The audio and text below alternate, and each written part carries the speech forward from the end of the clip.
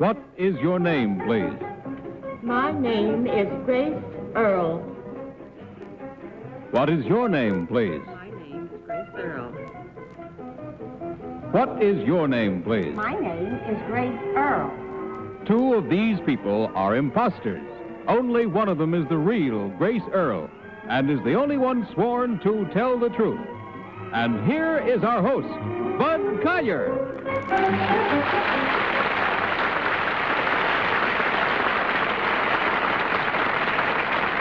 Thank you, and good evening, and welcome once again to our game of deliberate misrepresentation, in which our panel endeavors to figure out which one of two challengers has sworn to tell the truth.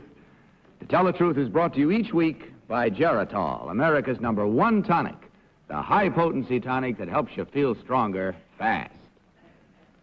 And now let's meet our cross-examiners. What is your name, please? My name is Polly Bergen. My name is Ralph Bellamy. My name is Kitty Carlisle. And my name is Hy Gardner.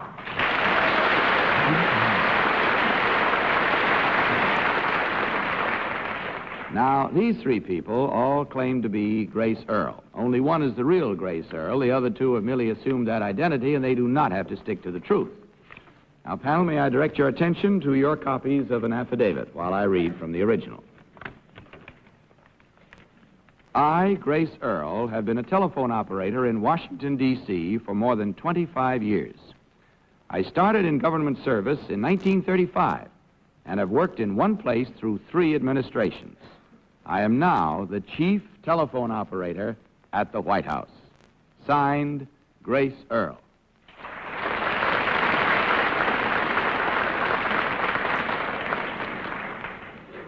All right, panel, these 3 ladies all claim to be Grace Earl, as you heard, chief telephone operator at the White House. Only the real Grace Earl is sworn to answer your questions truthfully, and each of you will question as usual until you hear this signal. At the end of the questioning period, you will, of course, be asked to register your vote for the one who, in your opinion, is the real Grace Earl. And we'll start with Polly Bergen. Polly? Number 1, the first newspaper woman was recently named to the post of Jim Haggerty's assistant at the White House. Could you give me her name, please? Grace Dawn. Number 2, how many private lines does Mr. Eisenhower have? 1. 1. Number 2, could you tell me, name the people who can be directly connected with the president himself? Number 2. The number? No, the people who can be connected directly with the president by phone. All of the White House staff and cabinet members. They can be connected without being announced to the president. No, everyone would be announced. Oh, everyone first. must be announced, I see. Ralph Bellamy. Well, number 1, I suppose we ought to find out what's the White House telephone number. Number 1, National 81414. Well, I happen to know that's right. What's the... You're boasting. Number 1, what's the president's office extension number?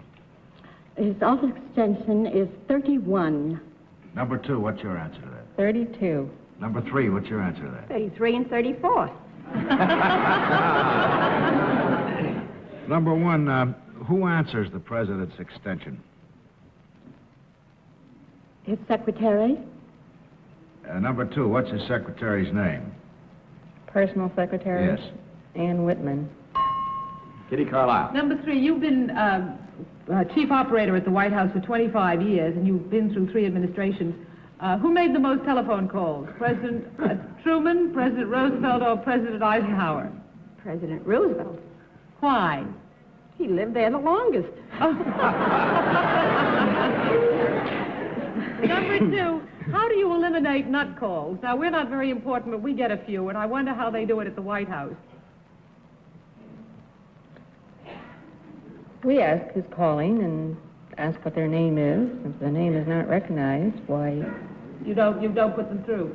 Number 2, do you have priority, number 1, do you have priority on long-distance phone calls, or do you have to do like we do, wait and they say, the circuits are busy, madam? We have priority. You do. Hy Gardner. Number 1, does the president ever accept collect calls? That depends. Also, number one, when you answer the phone at the White House, what do you say? Good afternoon. To whom do you wish to speak? Number two, how do you acknowledge the call? White House. Number three? This is the White House. Number two, what department stores do you shop in Washington? Garfinkel's. Mm-hmm. Any others? Woodward and Lothrop. What newspapers do you read? Washington Star. And others? The Morning Post. And what do you read, number one, in Washington? The Washington Post. Uh-huh. Okay, that's it. It's time to vote, panel, so without consultation, will you mark your ballots? And by so doing, you will select, of course, number 1, number 2, or number 3. I remind you that the team of challengers receives $250 for every incorrect vote. All right, now, Polly, you raised such a fuss last week about always being called on first, and But I'm ready. I'm sorry, I'm reversing the order. Hi, Gardner. Well, I voted for number 2. I was going to vote for number 1, who's a redhead, but I realized it was impossible because they wouldn't let anything red into the White House. Ooh. Kitty, how about your vote? I voted for number 3. Well, I once called the White House, and if my memory serves me, the voice sounds familiar. And how about you, Ralph? Number 2. I kind of suspect number 3. We didn't ask her very much, but number 2, frankly, had a voice that sounded like a telephone voice. Oh, you number droppers, you. Polly, how about you? Have you ever called the White House? I never talked to the White House, but I voted for number 2 because when the three of them were standing up there, she said Grace Earl. She sort of ran her name together, as I think you would if you were used to carrying it around for a long time. And the other two were a little more proper when they said it. All right, there are our reasons, and there are our votes. Let's see how well yours compare with our panel now as we find out which one of these 3 ladies is the chief telephone operator at the White House. Will the real Grace Earl please stand up?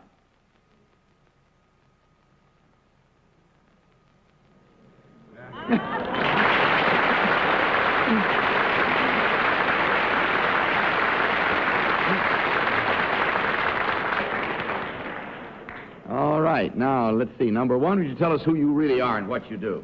My name is Helen McLaughlin.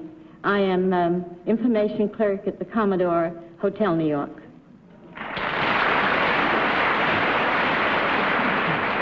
And number 3, how about you? My name is Madeline Hoey. I own Plumbridge, custom candies for the carriage trade.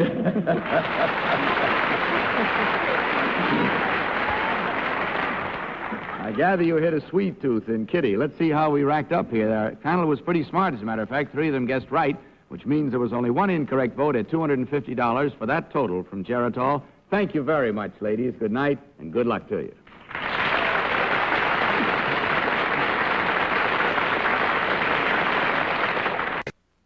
Thank you, Bob. And now let's have our next team of challengers, please.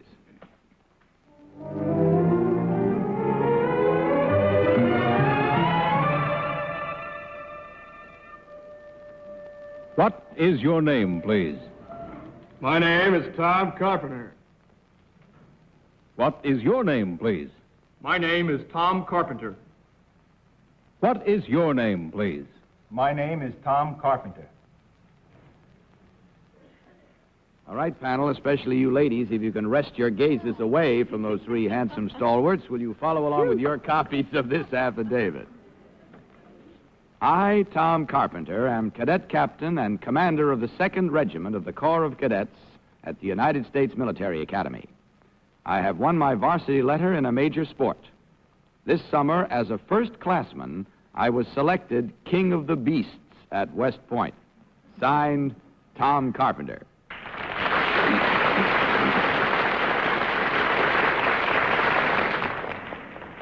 Now, as you heard, panel, these 3 gentlemen all claim to be Tom Carpenter, West Point cadet. Remember, only the real Tom Carpenter is required to answer your questions truthfully, and let's begin this round with Kitty Carlisle. Kitty? Number 1, what is King of the Beast? Well, the King of the Beast is a name given to a firstie. By firstie, I mean which goes as a senior in college. The King of the Beast, there's actually 2 of these King of the Beasts. The new class coming in is divided into halves. and a firstie is designated to head up one of these halves. In other words, the king of the beasts is in charge of the indoctrinating the new class, bringing them in the see. proper manner. Number 2, it says here that you're a commander of the 2nd Regiment of the Corps of Cadets. What are your duties as commander of the Corps of Cadets? Well, essentially, I'm responsible for the discipline, and everything that goes on within the 2nd Regiment is my responsibility. I see. Number 3, what is the British equivalent of West Point? Sandhurst, ma'am. And number 1, what is the French equivalent of West Point? St. Cyr. Hi, Gardner. Number 1, you won a letter in what sport? That's correct, sir. Big I won one? in swimming, sir. In swimming. That's right, sir. Uh-huh. Number 2, what is the name of a very, very hilly city very close to West Point? Highland Falls, I believe, sir. Number 3, what is the name of the famous hotel that folks stay at when they visit West Point? The Hotel Fair, sir. Number 1, what is the name of the air base affiliated with West Point? The air base is Stewart Air Force Base, sir. Number 2, how close to West Point is Stewart Field? I'd estimate about 25 miles, sir. How far away would you say it was, number 3? About 17, sir. And you, number 1? 20 miles, sir. Thank you. That's a fast man with a quip. How about you, Polly? See, they're all so beautiful, aren't they? Number 1, what happens to a cadet if he doesn't kiss a girl at Kissing Rock on Flirtation Walk? Well, ma'am, this Kissing Rock, there's a tradition behind it. If you don't kiss your drag, that's your date at the time, the foundations of the academy will crumble. I understand the building's standing quite well. Yes, ma'am. Number 2, more and more women are going into the armed services. Do you believe there will ever be a time when West Point will admit women? Well, that's And a if little hard so, to would answer. you let me know immediately? Ralph Bellamy. Ralph, before you start, may I tell you what a swell job I thought you did on the closed door the other night? Oh, thank you. Number 1, does the date, November 30th, mean anything to you? Certainly does, sir. That's the day Army's going to roll right over that Navy team. Number 2, who particularly distinguished a recent West Point reunion? President Dwight Eisenhower. Number 3, who is the present commandant of West Point? Present Commandant is Lieutenant General Garrison H. Davidson, sir. Number 1, how long has he been there? He's been there, Guard Davison. He's a lieutenant general. He came there. He's been an instructor there before. He was a coach of the team. I meant how long has he been? Well, President now, he's been there 5 years, sir. Number 2, how many children does he have? I believe he has 6, sir. Number 3, how many children? 5, sir. Number 1, how many children does he have? Lieutenant General Davidson has 5 children, sir. 5 children. I would say he has 5 or 6. All right. A lot of children. It's time to vote once again, so with no consultation, will you please mark your ballots, panel? And in so doing, oh, stop grinning like that, Polly. Will you vote for number 1, number 2, or number 3? Are you all ready, Polly? Yes, sir. All right. Hi, Gardner, what was your vote? Do you want it, or do you want me to give it to Polly? No, I want your vote. It'll be wrong. We're giving Polly time to think. I thought it was number 1 for a while. I voted for 3 because I thought number 1 was knew so much about the point that he might be an instructor rather than a cadet. So I went for number 3. Kitty? I voted for number 3. On the basis of his voice, he sounded like he had a voice of command to me. Ralph, how about your choice? Number 2, I can't give you much of a reason, just a hunch. They all had pretty good information, just a hunch. Now, how about yours, Polly? I voted for number 3, and it's something about the way he carries his neck. It sort of seems to be pushed in a little more than the other 2. Voted for him because he has a pushed-in neck? Well, you know what I mean. Well, I hope I do. West Pointy. Yeah. Huh? His carriage is more West Pointy. Thank you, Kitty. His carriage is more West Pointy. All right, there are votes and there are reasons. Let's see how you stack up with our panel this time as we find out which of these fine stalwarts is the real West Point cadet. Will the real Tom Carpenter please stand up?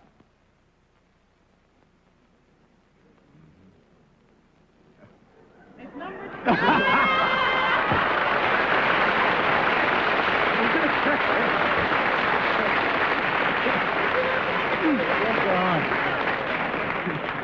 boy. All right, number one, tell us who you really are and what you do. My name is Paul Kaufman. I'm an ensign in the United States Coast Guard. I'm presently stationed on the weather cutter, North Atlantic cutter, Mackinac. Thank you, sir. And number three, how about you? My name is Mike Haraka, and I'm a truck driver for the Market Basket.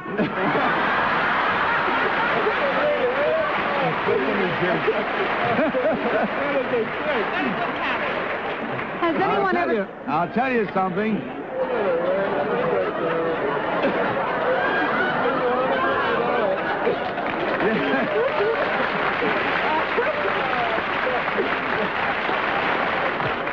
There's something about driving a truck, it'll push your neck in every time.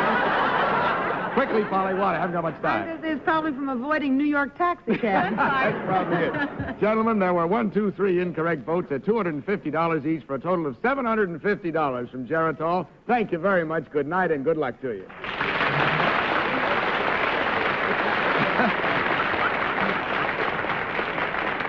And we'll meet a new set of challengers in just... Now may we have our next team of challengers, please.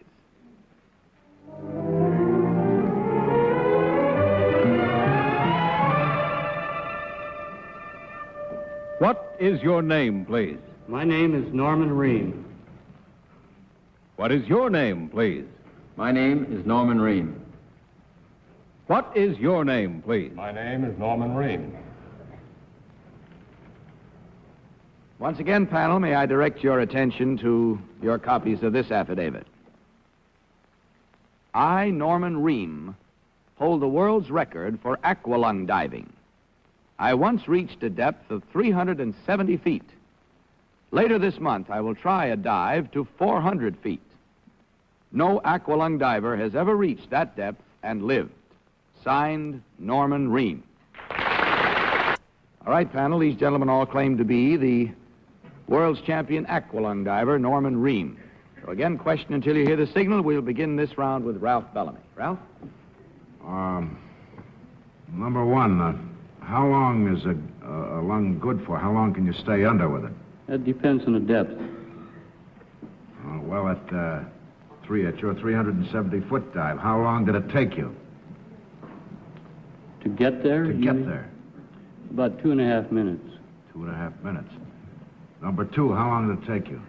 Minute and a half, sir. Number three, how long did it take you? 2.5 minutes. 2.5 minutes? How long will it take you to get to 400 feet? Number one. How long would it? How long will it take you, this dive? This About 4 minutes. Number two, do you use a compression tank from this depth when you come up? Decompression tank?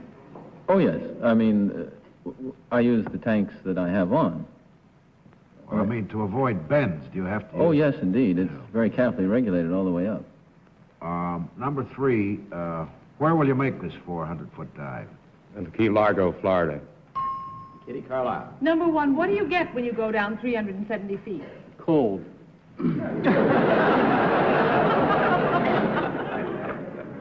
Number two, why do you want to go down 400 feet?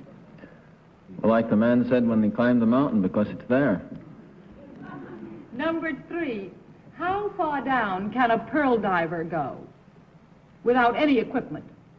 The depth for oxygen alone is 33 feet. How much? 33 feet. 33 feet. They go beyond that, but that's the depth that you should go. And how long can he stay down without equipment? About two minutes. Could you stay down, number one, 2 minutes without equipment? No, ma'am. Could you, number two? 1 minute. You have stayed down 1 minute. I have. Number three, what do you get when you go down to 370 feet? Cold. Nobody brings anything There's up? no warm water down there. Hi, Gardner. Number one, how deep does the Andrea Doria lie in the Atlantic? About 230 feet. Do you know the name of the department store, the member of the department store clan who went down to explore the Andrea Doria? Yes, Peter Gimble. Peter Gimble. Number two, who recently wrote a book about aqualung diving? Ramsey Parks, I believe. Do you know number three? Yes, Ramsey Park. And how about you, number one? Not that I know of. Number one, incidentally, you know how to swim, don't you? Yes. Number two, is it necessary to know how to swim to use an aqualung?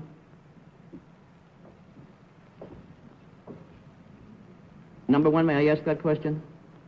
Pardon? Do you have to know how to swim in order to use an aqualung? Not necessarily. Also, Polly, you did it again. I caught you. Number three, who invented the aqualung? Dumas. What is his full name? Dumas. What is his full name? Aqualung? No, Dumas' full name. Well, the full name of it, actually, Aqualung is a trade name. The actual form. No, I meant the full name of the gentleman who invented it. I don't know Dumas' I first see. name. Number two, who is Cousteau? He's a French diver, done most of his diving in France and in the Red Sea. Number three, Cousteau is one of the first devotees of aqualung. Could you tell me the first silent film that he made using an aqualung? That's The Silent World. Number one. That's it. Time to vote. So will you please mark your ballots once again? And this time you will select, of course, as you have before, either number one, or number two, or number three.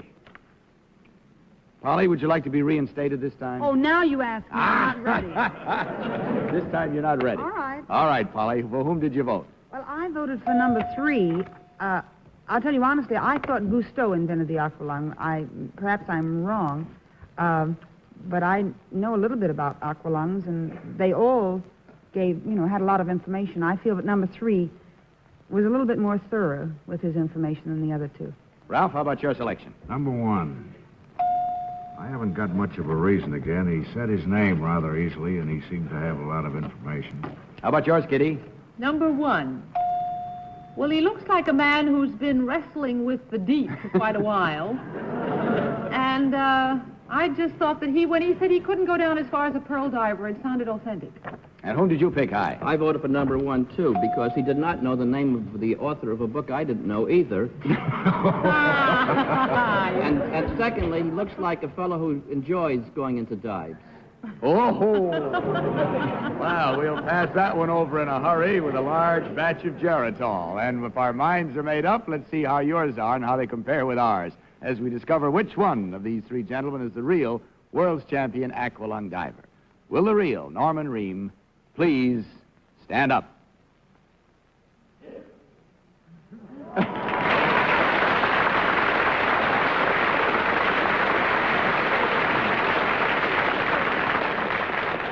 Thank you very much, sir. Number two, would you tell us who you are and what you really do?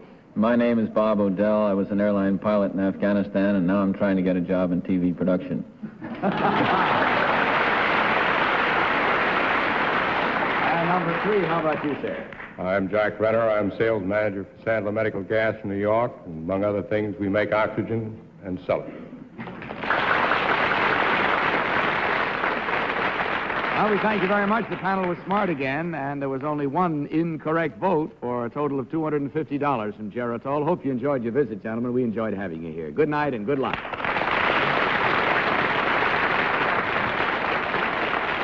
Now we'll return to our panel. Well, I guess that's all the time we have for tonight, except for me to remind every one of you watching our show and here in the studio not to forget to watch the Polly Bergen show on Saturday night. If you miss our Polly, you're crazy. And now to say good night to you, panel. Good night. Good night. Good night, Bud. And all of the rest of you, don't forget that we are brought to you each week by Geritol, the fast-acting, high-potency tonic that helps you feel stronger fast. Now, this is Bud Collier saying good night and reminding you to tell the truth. Good night, everybody. To Tell the Truth is a Mark Goodson, Bill Todman production in association with the CBS Television Network.